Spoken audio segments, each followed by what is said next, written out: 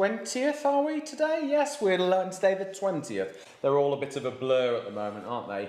Today's recipe is a wonderful big pot of warming risotto.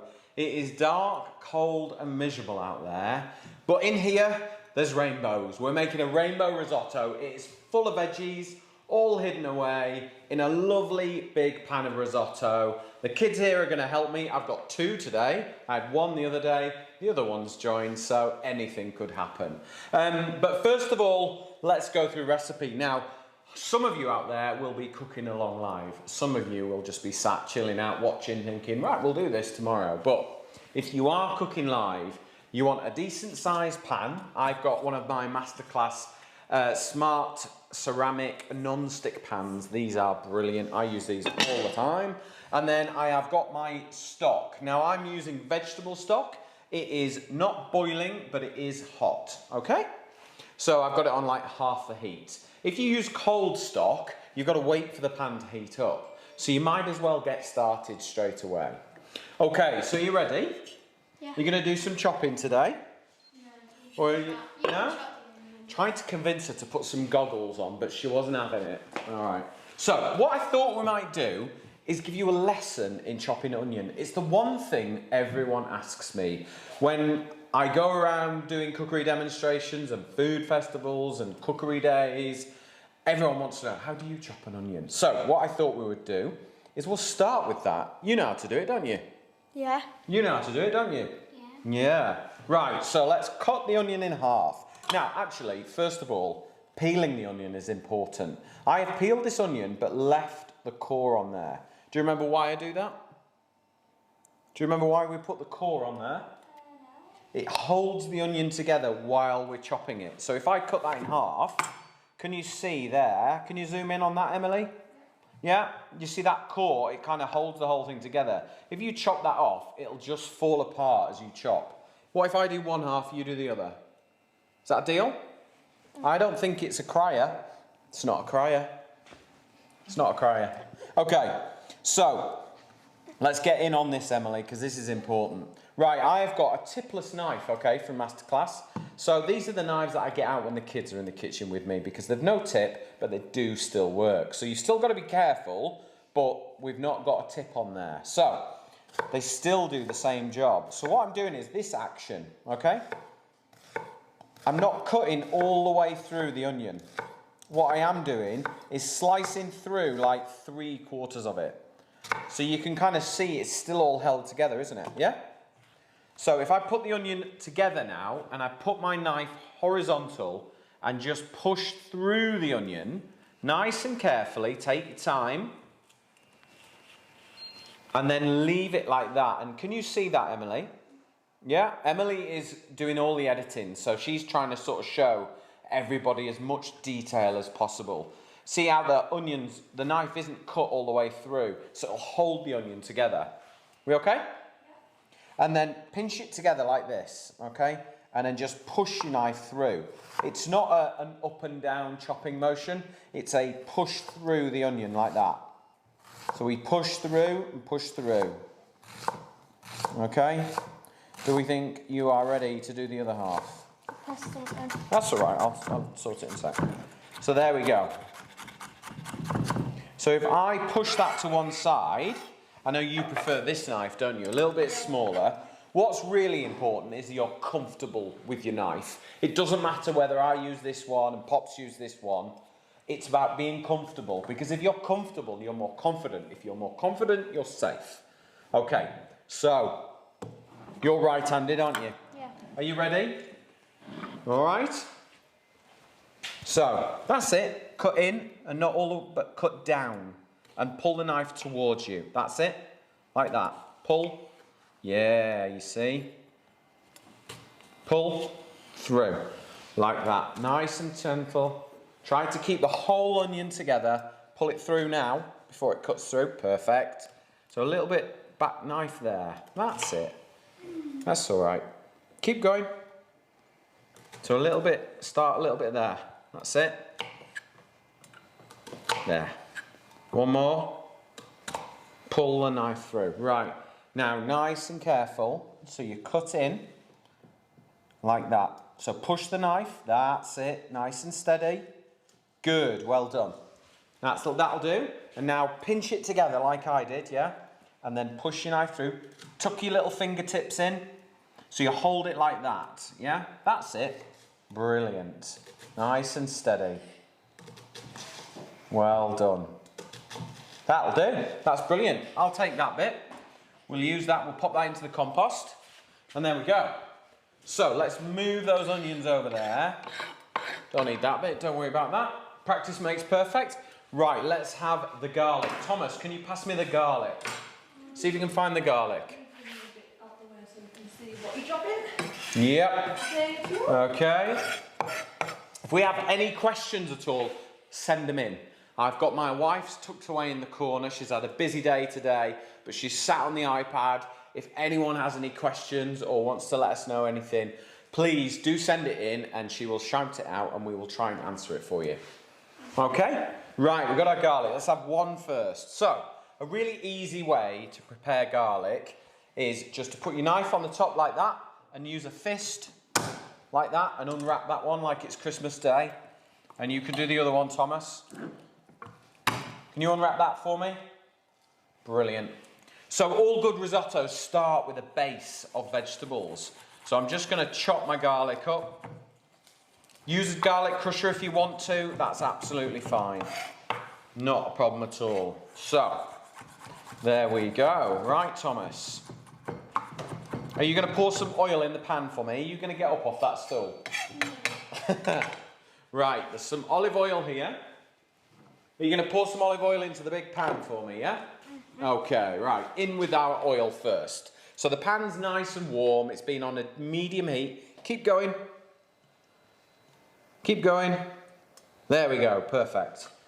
Right. Okay. So who's going to push those in for me? So we'll push the onions in and the garlic in, yeah? That's it. Good. Keep going. You might want to roll your sleeves up. Okay. Yeah? Okay. So we'll get that on a nice high heat. Now, when you're frying onions and garlic, you need to start off with some salt and some pepper. Thomas, there's one for you. There's one for you. There's pepper. So, pepper for flavour. Salt does two things. It draws the moisture out, so it allows the evaporation process, so your onions and your garlic become sweeter. And then it also flavours it as well. How we got in there? Are we all right? Bless you. Perfect. Right, pop those back to one side then. And then I want that plastic spoon over there. Let's start stirring this. Okay. Right, so Thomas, let's do some vegetable checking. Yeah. Okay? I want a bulb of fennel. Can you find it for me? Yeah. Boom! Well done. Fennel it's got a slight aniseed flavour, okay? It works really, really well with tomatoes and garlic and all those lovely Italian flavours, okay? It's not necessarily a flavour that we're all that familiar with, and it's not a big flavour, it's a sort of secondary flavour. It enhances it, adds more flavour, it's another vegetable, it's really good flavour. So, exactly the same way as the onion. So nice and fine. Once I've chopped this, little man, are you going to put it in the pan and let Poppy keep cooking it, yeah? Mm-hmm. So, exactly the same way, I've cut in and now I'm going to hold it together and then chop it. Now, the finer you chop everything, the quicker it will cook. How's that looking? Good. Good? Smell good? Yeah. Onions and garlic together frying. Such a good smell. Are you not? Oh, well. Right, Tom. I'd like you to put that into the pan for me. Poppy, you keep stirring. Oh dear. Let's put the fan on a little bit. There. All right, no, not with the knife, thank you. Use your hands. Yeah? Okay. Good. How's your grating skills, Tom? Are you great at it? I'm good. Are you great at it? Yeah.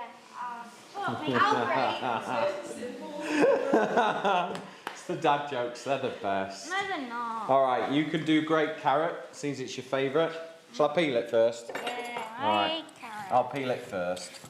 Well, you might not like carrot, but once I hide it in this risotto, you won't know. No. Right, so hold it like that. You're right-handed. I'll Yeah. move it. Move across here a little bit, and then you can do the courgette, yeah? Do you want me to do this? All right. You're okay. Wait, do I do it like Right. No, do it that way. Yeah, so hold it that end so you keep your hand away from the grater as long as possible.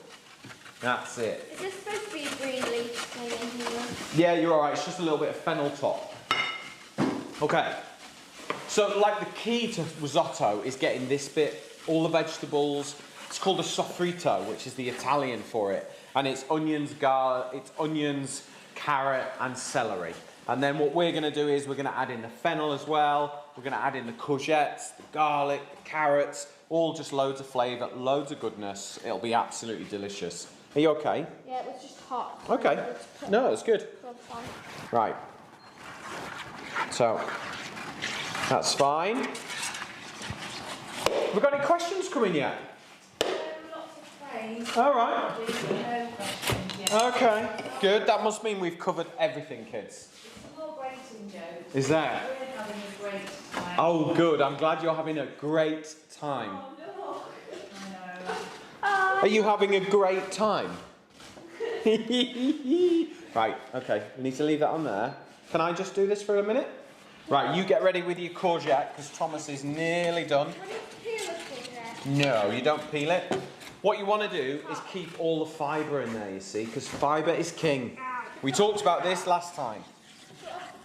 We will do, yeah, in a minute when you've got chopping board space. That's fine. Pop that piece over there. We'll give that to the guinea pig. Okay, so you have got your carrot there. So what I'm going to do is give that to Poppy. Are you going to lift your... This end and go like that? Yeah, I only want about half of that though, I would have Cut off thought. the end. Here you go. There we go. Somebody wants to know if we can add any extra herbs and spices while the onions are cooked. Absolutely. Now, in the winter, the best herbs are rosemary, thyme, and sage. Those and bay leaf. Those are the ones that are going to be in the garden growing. Our garden's a bit muddy and boggy today, so I decided not to go out there. But normally I would be adding tons of herbs into this. Rosemary, thyme, sage. Tend to, if you're going to work with basil, mint, parsley, anything like that, put them in at the end because they're very delicate herbs and they will just wilt away and you'll lose the flavour. Whereas the more robust ones can cook at the beginning. Right, Tom, carrots in, mate. And then you step away because it's a hot pan. Okay? That's it. Right, I'm going to give that a stir.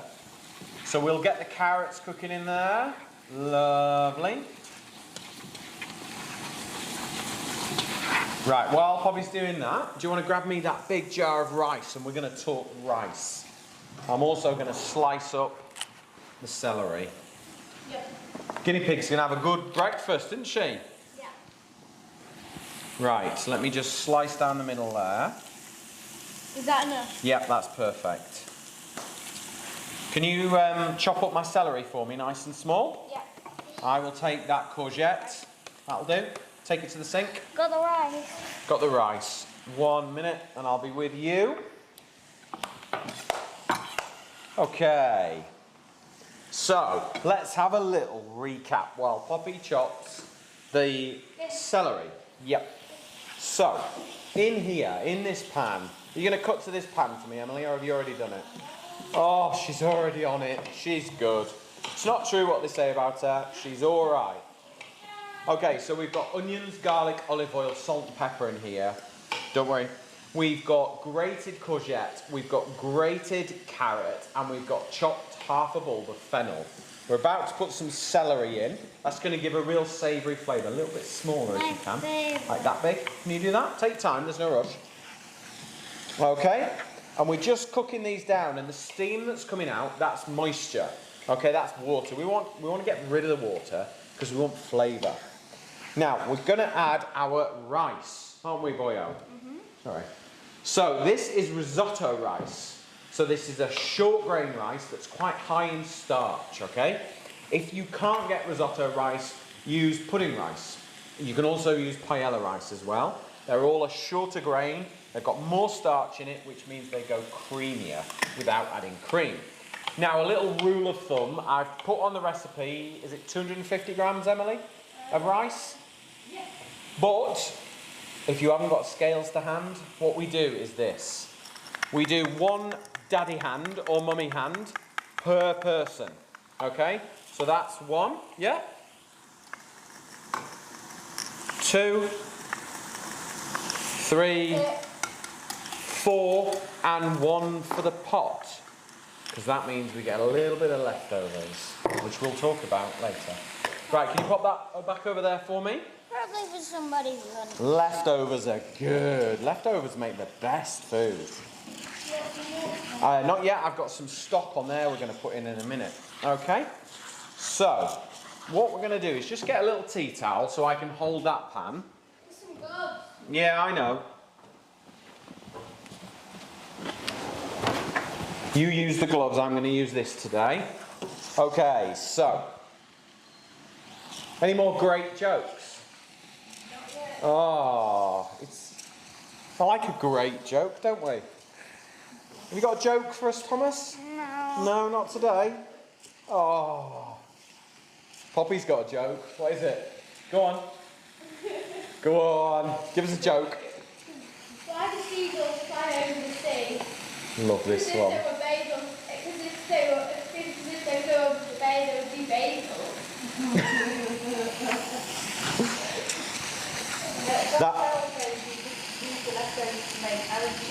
Oh, thank you, John. You could come and make some arancini. Thank you very much, John, for the offer. You could. Now, arancini are risotto balls, so any risotto that you have left over, let it cool in the fridge overnight, and then get a spoon or an ice cream scoop, dip it in some water and shape them into balls, and then egg, flour, and bread, or flour, egg, and breadcrumb them. Spray them in a little bit of oil and bake them in the oven. They make the most delicious treats. You can put little bits of cheese in the middle, anything like that, but they are delicious. Right, Tom, I got a little job for you, young man. Can you get me a ladle? A ladle, ooh. Yes, a ladle. Oh, such a comedian. Right, tomato puree for you. Right. Okay, spoon out of there. Okay, so what I want, Thomas, is a ladle of stock into my risotto. Okay? You mean my risotto? Yeah, one of those. And now you add 100 grams, or 100 mils, just thank built you, it. of stock into your risotto. Well, that didn't work well. And then cook it out. How many of those? Tablespoon of tomato puree. 1 tablespoon. Yep, brilliant. So that's not quite a tablespoon, so we'll have 2 of those, yeah? Ooh, look at the concentration. Good girl, thank you. Excellent, right? So what you can see is that liquid, can you see that, Tom? The liquid you add in has evaporated, hasn't it? Yeah. So the water's disappearing and it's just leaving flavour. Dad? Now we give it, yeah? I spilled some of that. That's all right, don't worry. What's how many servings we get from this? This will serve 4 plus a little bit extra because we did 1 for the pan as well. There is also another way to do arancini. If you don't want to do them individual, you can actually butter a non-stick baking tray, grate Parmesan cheese on, press the cold risotto into it, sprinkle some breadcrumbs on the top and bake it like that, and it's delicious. Really, really good. Right, can I have another ladle? Look, if I put that pan right next to it, you can pop that in. There we go. Brilliant. I will need that opening, Poppy. I will need the Parmesan cheese as well. I need the grater so we can have a great time. Stop making not funny. Oh! It's been and gone. You're over it, are you? Careful. I can do it now. Yeah, alright, be careful please. They're quite sharp, those lids. Right, more stock please, young man. So the key is add the stock, cook it out, boil it out. Yeah, that's fine for the minute. And then we need to unwrap that cheese, and I also need about 30 grams of butter, I think, from what I remember. Okay, next ladle of stock, because that has absorbed straight in. The risotto has now taken that lovely golden colour from the tomato puree and the vegetables. I need. Can you manage? Or do you want me to do it? All right, well done. Good. So it's actually quite a good job to do together, because the kids can do the stock, you can hold the hot pan, and you can just sort of make it together. So this is a really good dish to get the kids in the kitchen, get them busy, get them doing. And I think the more kids get in the kitchen and are involved, the more they know about the dish, the less apprehensive they are about trying these things. If it's new and they're involved in it and they've got a stake in this, they're going to want to taste it. They're going to want their mums and their dads to eat it, and they're going to be more likely to enjoy this. The flake, about 50 grams, but if you look on the packet, no, 30 grams, isn't it? I'll tell you what, there's some scales over there. Grab a scale and weigh it out for me. Right, more stock, please, young man. Is this the thing we had next to the lake, where you made on that? Sorry? Is this the thing where we had near the lake? Yeah, sort of, yeah. So last summer we made a risotto by the lake. So we were paddleboarding, we were having a really good time, and instead of a barbecue and sausages, we're not big meat-eating family, so burgers and sausages weren't necessarily right for us on that day. We made a lovely risotto, crossed with a paella, if I'm honest. It was a bit of a mix of both, but it was really good, wasn't it? And they were freezing cold, came out of the lake, and a lovely warming risotto. I know we're a long way from that at the moment, in a dark January, but this, you can perfect it now. So come the summer and the spring, you can take your camping hob out and you can get out there and make it wherever you like. Right. John Cole wants to know, kids, are there any foods that you two don't like? We're only streaming for an hour. Is that enough? Oh! Yeah. Just don't want it yet. Not yet. Not cheese. Yeah. Bit strange. Fancy not liking cheese. The cheese is okay. What's the worst thing in the world? Salami. Salami. Fair enough. Cheese and salami. And how long will it keep in the fridge for? I would keep this in the fridge for 2 to 3 days. It will actually also freeze as well, which is a really good thing. So if you've got a spare bowl of it, pop it into a container, pop it in the freezer, and it will warm through really well, actually. But like I say, you can bake it into an arancini as well if you want. Right, more stock. Yeah, you go for it. I'd like you to just hold the pan with a towel, yeah? Just tuck it in there. Right, Thomas, can you pour in our tinned tomatoes? Go around that side, I think. Do you think, Poppy? You go, stick your wings in. That's it. If you're dairy intolerant, is Yes. there anything you don't have to put the cheese in? You don't have to put the cheese in, you don't have to put the butter in by any means. Just pour it all in. You don't have to put that in. What you can do is finish it with a lovely extra virgin olive oil, and I think that is delicious. I like to do that with my risottos, and you could use a plant-based margarine if you wanted to, but I don't actually think you really need it. And then in terms of cheeses, there are a few lactose intolerant cheeses out there as well if you want, and there are a few people who make cashew nut cheese and things like that. I've not used them in risottos, but there is a couple out there that melt really nicely. We all right, Pops? Yeah. There we go. So we're just still adding the risotto, rice and the stock together, just bringing those together, and the idea is to just let it cook and keep stirring it until the starch is released, and it's the starch that makes it creamy, not the butter or the cheese. Well, you need this because you said you wanted. We will do. We're going to grate some Parmesan cheese. Do you want to do that now, son? We're just on a gentle sort of boil, a simmer really. It's just bubbling up. You don't want a high heat because otherwise it will scorch. And what you want is just this nice, I'm going to leave this here, let Emily cut into that, and you can kind of see the temperature of it just sort of bubbling away. Look good? Smell good? Yeah?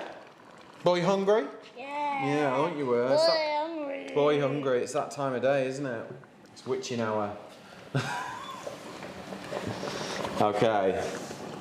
So, Emily's in on that. Look, you can see there. There we go. Okay. Any questions, by the way? Are we all good? Everyone's good. Everyone, are we getting people cooking along, or are they all watching today? It says if you don't have Parmesan cheese, could you use cream cheese? I wouldn't use a cream cheese personally. I would use a cheddar or something like that. That'll give that, you know, that same sort of flavour. A decent cheddar. I mean, there's nothing. What would be really nice is if you put little teaspoons of cream cheese in at the end. So if you ladle it into bowls and then a teaspoon of cream cheese in the middle, you're going to again end up with this lovely kind of molten melted cheese in the middle. So when you spoon through it, you'll just get this lovely melted cheese at the same time. So good idea that. Might do that. Harriet is cooking along with her boys. Right? Is it all going okay? I think so, Yeah? Is everyone getting hungry? Yes. I'm very impressed that their food looks like your food today. Well, I must admit I've had quite a few images of people making pesto pasta and chicken meatballs from Monday. I tell you what, there's some good looking dishes out there. Everyone seemed to really embrace that. Everyone made it. It's great when you can kind of tackle these recipes and they work really well. People enjoy them, and if they share those images, that's brilliant. I mean, lockdown's tough for everyone at the moment, and spending an hour cooking tea together is brilliant. Because we live in the north of England, we're having tea, not dinner. Okay. Yep. Oh, steady on. I think that's enough cheese. Right.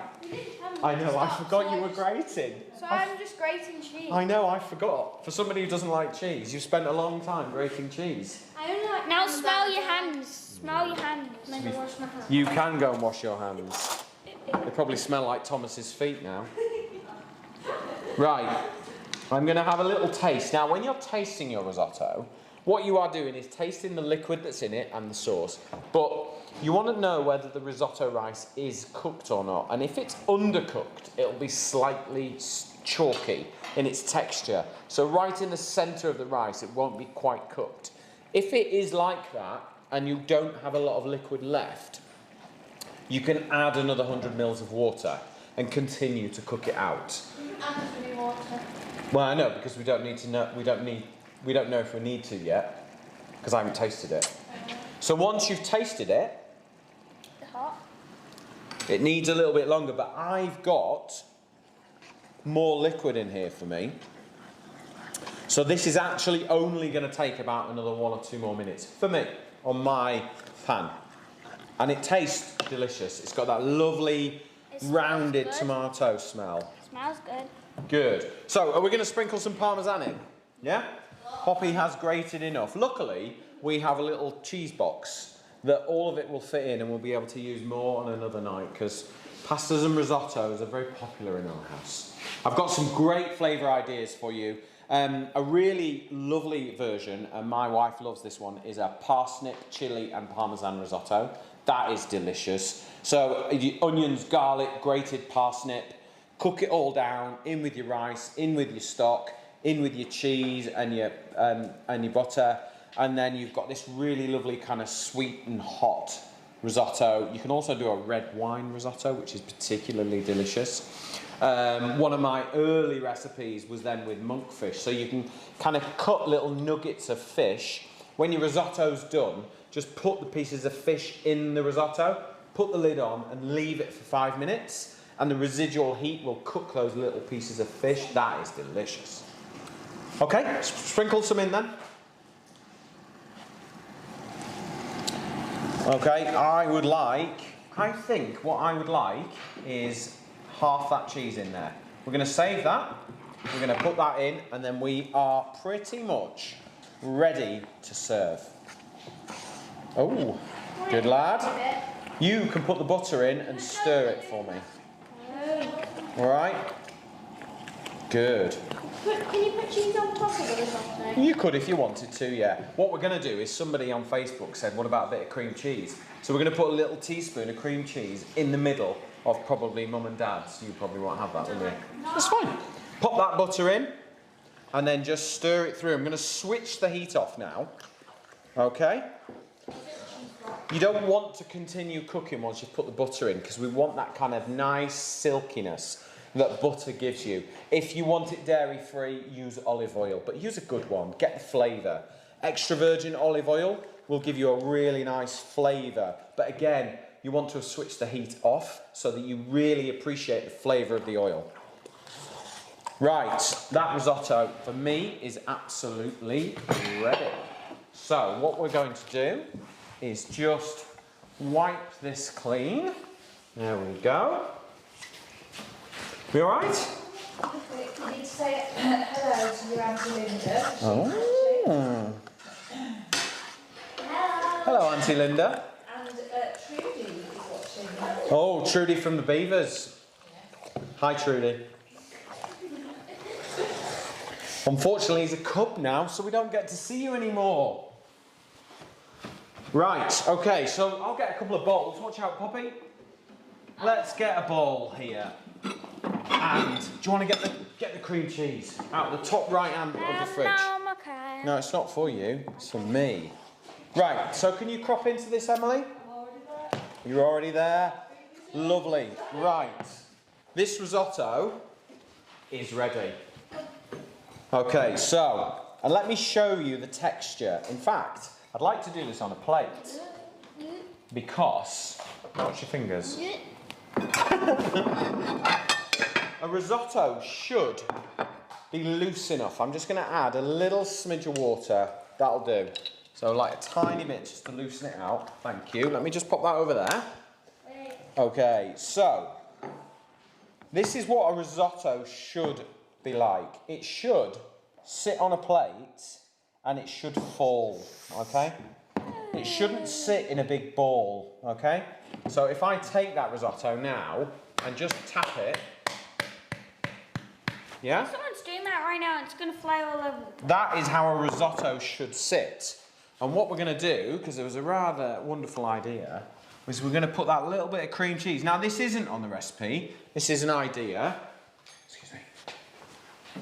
And then a tiny little bit of olive oil, because what you then get is a really beautiful silkiness when you eat it. That's yours. Okay. And then a little sprinkle of that Parmesan, because we've got rather a lot left, haven't we?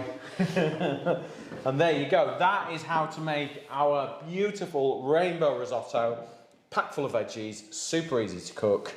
The recipe is on the website, so if you go to masterclass.co, you can get the recipe there. It's on the Facebook feed. We will be back on Friday. We're going to be cooking fish and chips. Friday is our treat night in this house. Yeah. Exactly. So we're going to make homemade fish and chips.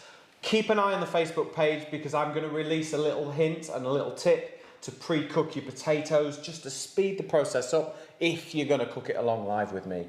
But thank you for joining us in the kitchen. Hope you've made your risotto. Hope it tastes amazing. Ours, we're going to go off and enjoy it now. Thank you very much and we will see you on Friday.